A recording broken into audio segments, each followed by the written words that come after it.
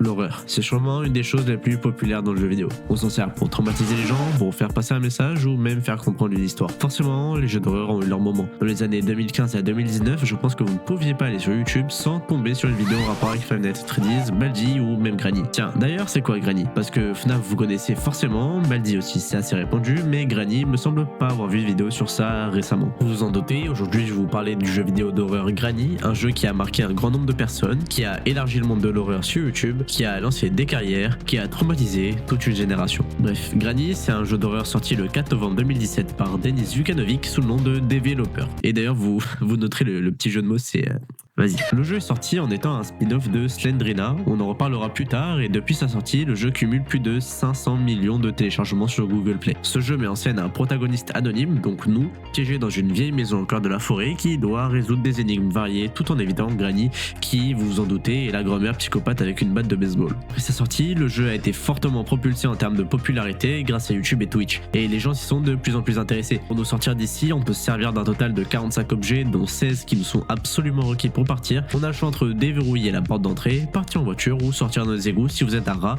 Personnellement, j'en suis un. Le jeu se démarque surtout parce que l'IA de Granny peut poser des pièges et vous repérer grâce au bruit que vous faites dans la maison. Donc pour l'époque, ça rajoutait pas mal de réalisme. Quand t'es bloqué dans un piège à ours et que t'as une folle qui s'apprête à t'arracher toute ta famille, je peux te dire que quand t'as 10 ans, t'es pas bien. Quand je vous parle de popularité, c'est pas n'importe quoi, hein. Non, le jeu est vraiment devenu le deuxième jeu vidéo mobile le plus visionné sur YouTube en mai 2018. Et c'est là que Granny devient vraiment spécial, parce que ce n'est pas juste un jeu d'horreur où tu sursautes toutes les 30 secondes, c'est l'ambiance, la tension et ce sentiment constant que tu observais. YouTube et Twitch ont amplifié ça. Les gens regardaient des streams où les joueurs hurlaient, couraient, laissaient tomber des clés ou se faisaient coincer par un piège. Chaque vidéo devenait un petit spectacle de panique et forcément ça donne envie à d'autres d'essayer et de se faire peur aussi. Malgré ses graphismes un petit peu simplistes et ses mécaniques de jeu assez limitées, le jeu cache bel et bien une vraie histoire. Ça parle de Granny qui a une fille, Angéline. Angéline est folle et a empoisonné toute sa famille lors d'un dîner en 1892, dont sa propre fille Slendrina. Slendrina est morte mais son esprit est resté coincé dans la maison. Granny, elle, traumatisée par tout ça, a enfermé Angéline dans sa cave. Et depuis, elle capture des inconnus pour les garder chez elle. C'est une grand-mère brisée qui a perdu sa famille à cause de sa propre fille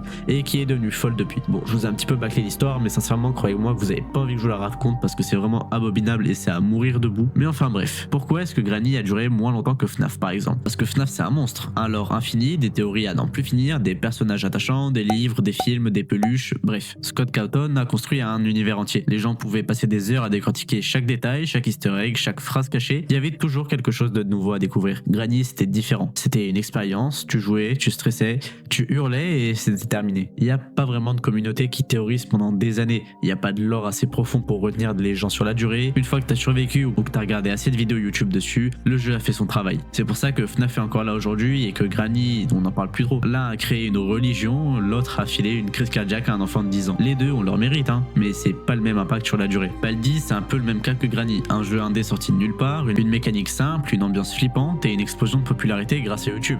Sauf que Baldi, c'est encore plus minimaliste. Un professeur qui te court après avec une règle, et pourtant ça a terrorisé autant de monde. La différence, c'est que Baldi, vous voyez, ça joue sur l'absurde. C'est volontairement ridicule, presque comique, et ça, c'est ce qui a plu. Granny, elle essayait vraiment de te faire peur, c'était du sérieux. Il y avait une vraie ambiance faite exprès, une vraie tension, une vraie histoire derrière. Résultat, Baldi a eu son moment de gloire, peut-être même plus court que Granny, et il a disparu encore plus vite. Parce qu'une fois que le gag est utilisé, il y a plus grand chose à gratter. Granny, elle au moins, elle avait un vrai fond. Après attention, hein, je vous vois venir les fous furieux qui vont me dire en commentaire ouais mais Baldi il y a une vraie histoire, il y a plein de secrets. Non les gars, c'est pitié, faites pas ça quoi, c'est sérieux. Et puis je fais que dire que tout est fini ou presque mort, que rien n'a vraiment duré, mais les gars, ça a duré pendant 3 à 4 ans, c'est pas rien pour des jeux développés par une seule personne. Et puis bon, même en Big 2026, t'as encore des gens avec des vidéos brainrot, Granny, Baldi, donc bon, ils disparaîtront jamais, hein. Côté avenir, Developer est toujours actif. Il a sorti Granny 3 en 2021 et depuis il continue de patcher et de mettre à jour ses jeux régulièrement. Est-ce que Granny va un jour revenir sur les devants de la scène? Honnêtement, probablement pas au niveau de 2018. Vous savez, parfois un jeu n'a pas besoin de durer éternellement pour avoir compté. Granny a traumatisé une génération tout entière